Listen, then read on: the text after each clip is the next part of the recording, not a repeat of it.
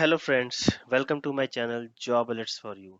जैसा कि मैंने लास्ट वीडियो में आपको बताया था कि केवीएस की recruitment for various teaching and non teaching vacancies आ चुकी है और वो एम्प्लॉयमेंट न्यूज़पेपर में आ चुकी थी।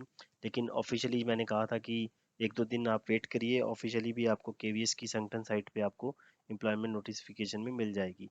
तो आज लास्ट आई थिंक कल ही वो नोटिफिकेशन आपको ऑफिशियली अनाउंस हो चुकी है वैकेंसी अप्लाई करने के लिए। और जैसा ही मैंने कहा था कि 5 दिसंबर से आप ऑनलाइन अप्लाई कर सकते हो वेरियस वैकेंसीज के लिए एज पर द एलिजिबिलिटी।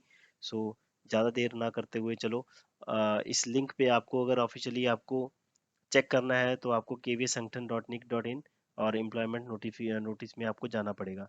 तो आइए ऑनलाइन आपको डायरेक्टली मैं लाइव ही दिखाता हूँ कि वहाँ पर नोटिफिकेशन कहाँ पर आपको पड़ी है। तो आप वहाँ से डिटेल नोटिफिकेशन डाउनलोड कर सकते हो और उसको रीड कर सकते हो कि क्या क्या एलिजिबिलिटी, आपकी एज, आपकी फ़ीस। और हालांकि मैंने लास्ट वीडियो में बता दिया था जो भी एज क्राइटेरिया और फीस थी, लेकिन फिर भी आप उसको एक बार रीड थ्रू कर लेना और उसके अकॉर्डिंग आप 5 दिसंबर से अपनी फॉर्म अप्लाई कर देना। ठीक है, तो आइए उसके बाद चलते हैं कि सीधा केवीएस की वेबसाइट। हाँ जी, सबसे पहले आपने kvs-sanगठन.nic.in वेबसाइट पे आना है। होप आपको ये लिंक मिल जाएगा नीचे हम यूट्यूब चैनल में इसी यूट्यूब वीडियो पे। तो केवी संगठन वेबसाइट में आकर आपको स्क्रॉल डाउन करना है और यहाँ पर आपको मिलेगा एम्प्लॉयमेंट नोटिस। यहाँ क्लिक करने के बाद आपको वैकेंट पोजीशन पे जाना है। वैकेंट पोजीशन पे आपको दो नोटिफिकेशन डिटेल एडवर्टाइजमेंट के रूप में मिलेंगी।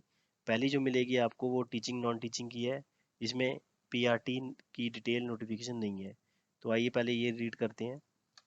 यहाँ क्लिक किया, नोटिफिकेशन और जो डिटेल ओपनिंग या वैकेंसी की बात करूँ वो सेम ही है जो मैंने वहाँ पर डिस्कस की थी। यहाँ पर आपको सिर्फ मोर डिटेल में आपको मिल जाएगा। तो आइए, जैसे पीजीटी है, पीजीटी की हम अगर एक वन ऑफ द सब्जेक्ट पढ़ लेते हैं कंप्यूटर साइंस। तो कंप्यूटर साइंस में अगर मैं ब्रीफली बताऊं तो जनरल कैटेगरी के लिए 59 वैकेंसीज हैं, ओबीसी के लिए 38, एससी के लिए 21, एसटी के लिए 10 और ईडब्ल्यूएस कैटेगरी जो लेटेस्ट हुई थी 2016 के बाद उसके लिए 14। तो टोटल जो वैकेंसीज हैं वो 140 है फॉर पीजीटी कंप्यूटर साइंस। ठीक है, ऐसे ही आप डिफरेंट डिफरेंट वैकेंसीज जिसके लिए आप एलिजिबल हो, हिंदी इंग्लिश सब्जेक्ट जो भी सब्जेक्ट्स आप एज पर द क्वालिफिकेशन वो आप अपनी चेक कर सकते हो। ठीक है, अब नेक्स्ट चलते हैं। इसमें आपको पे स्केल भी आपको यहाँ मिल जाएगा। जैसे हम पीजीटी का पे स्केल बात करते हैं या वाइस प्रिंसिपल प्रिंसिपल के पे स्केल की भी बात मिल जाएगी। पीजीटी का जो पे स्केल है वो लेवल 8 के अंडर आता है एज पर द सेवन्थ पे कमीशन। हम बात करेंगे सेवन्थ पे मैट्रिक्स की बात करेंगे। ठीक है, क्योंकि सेंट्रल गवर्नमेंट जॉब है तो सेवन्थ पे मैट्रिक्स अप्लाई हो चुका है यहाँ पर। तो लेवल 8 के अंदर आता है और जो पे बैंड है 47,600 टू 1,51,000। ठीक है, क्वालिफिकेशन की बात करेंगे तो सबके लिए क्वालिफिकेशन 2 ईयर पोस्ट ग्रेजुएशन होनी चाहिए 1 to 10 के लिए। ठीक है, या फिर मास्टर डिग्री होनी चाहिए एटलीस्ट 50% मार्क्स के साथ। ठीक है, और इनमें से जो पीजीटी कंप्यूटर साइंस की एप्लीकेशन अगर मैं बोलूँ उसके लिए बीएड एलिजिबिलिटी नहीं है। जैसे बीएड इनके लिए एक डिग्री चाहिए बाकी पीजीटी किसके लिए। तो पीजीटी कंप्यूटर साइंस के लिए ऐसे कोई एलिजिबिलिटी क्राइटेरिया नहीं, क्योंकि ये टेक्निकल सब्जेक्ट है कहा जाता है। तो इसके लिए जो है 50% आपको मार्क्स चाहिए होते हैं, चाहे आपने बीटेक बीई की हो, चाहे आपने एमसीए या एमएससी की हो, या बीएससी या बीसीए की हो इक्विवेलेंट। ठीक है, तो उसके अकॉर्डिंग आपको चाहिए। अगर बी सिंपल ग्रेजुएट हुआ, आप बीटेक नहीं है आपके पास, तो उसमें भी कोई प्रॉब्लम नहीं है। आपको उसके साथ बी लेवल या सी लेवल आपको जो सर्टिफिकेट्स होता है डोएक का वो आपको चाहिए होता है।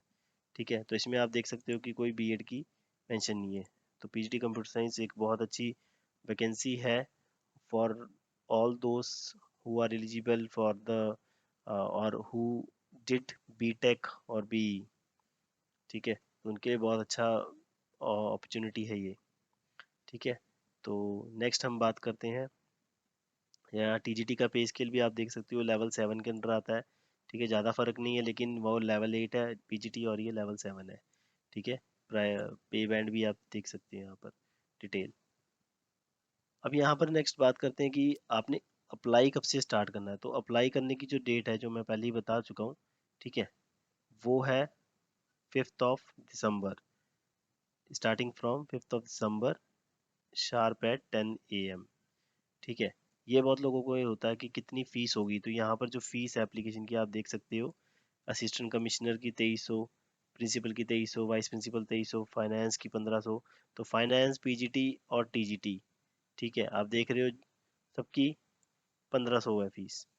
ठीक है, तो आपको 1500 एक वन टाइम पे करने पड़ेंगे। ठीक है, और जो इसका सिलेक्शन मेथड है वो यही है कि रिटर्न प्लस इंटरव्यू। ठीक है, आपको रिटर्न में अच्छे स्कोर करने पड़ेंगे आप, और ऑटोमेटिकली इंटरव्यू क्लियर हो जाएगा आपका। ठीक है, और यहाँ पर जो एक हमेशा सेंट्रल गवर्नमेंट का रहता है कि no fees is required to paid by the candidate belonging to SC ST and ex serviceman category. ठीक है, तो उनके लिए फीस नहीं है, ये सारी फीस जनरल कैटेगरी के लिए है। ठीक है, general category, OBC and EWS कह सकते हैं। ठीक है, तो जो कमेंसमेंट ऑफ ऑनलाइन एग्ज़ाम है वो 5th of December से आप ऑनलाइन सबमिशन कर सकते हो। लास्ट डेट आपके पास 26 है, तो टाइम विंडो बहुत कम है, 5 से लेकर 26 दिसंबर। और डेट ऑफ रिटर्न टैक्स अभी डिसाइड नहीं हुआ है KVS की साइड पे, बट एज पर एक्सपीरियंस अगर मैं बात करूँ तो इसका जो एग्ज़ाम होता है वो जनवरी एंड या फरवरी स्टार्टिंग में होता है इसका एग्ज़ाम।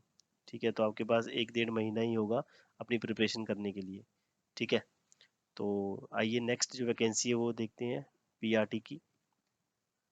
PRT में बहुत वैकेंसी निकलती हैं, क्योंकि एक primary teacher 1 to 5th class पढ़ाता है, तो बहुत ज़्यादा ओपनिंग्स होती है। टोटल 6414 देख रहे हो आप।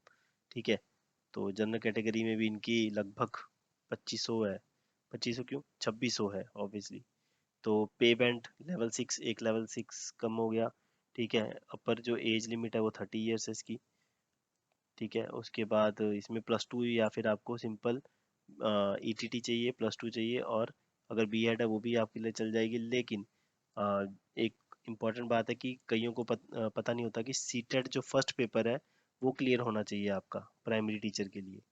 और जो TGT टीचर है, TGT जैसे English, Hindi, math, social science, ये TGT जो 8 तक पढ़ाते हैं उनके लिए भी CTET सेकंड पेपर क्लियर होना चाहिए। हालांकि PGT के लिए जो +1 +2 पढ़ाते हैं उनके लिए कोई CTET की रिक्वायरमेंट या B.Ed की रिक्वायरमेंट इतनी नहीं है।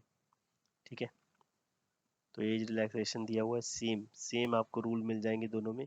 मोड ऑफ सिलेक्शन जैसे मैं बता चुका हूँ, candidate shortlist based on their performance, written test and class demo interview skill put together.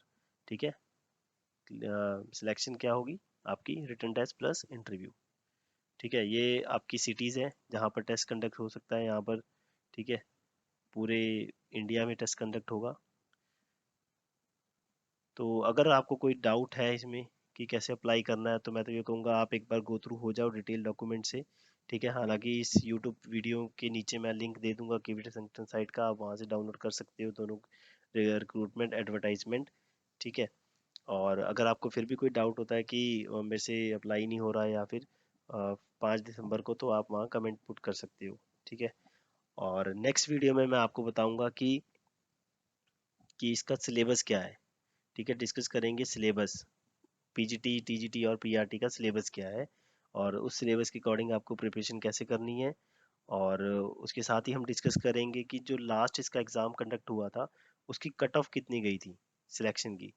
ठीक है, तो आप उसके बिहाफ से, जो कट ऑफ गई थी जनरल कैटेगरी या SC की, तो उसके बिहाफ पे आप प्रिपरेशन अपनी स्टार्ट कर सकते हो। ठीक है, तो तो इसी के साथ ये क्लोजिंग करता हूँ, और मिलते हैं नेक्स्ट वीडियो में जहाँ हम डिस्कस करेंगे syllabus pattern and cut off. Okay, thank you.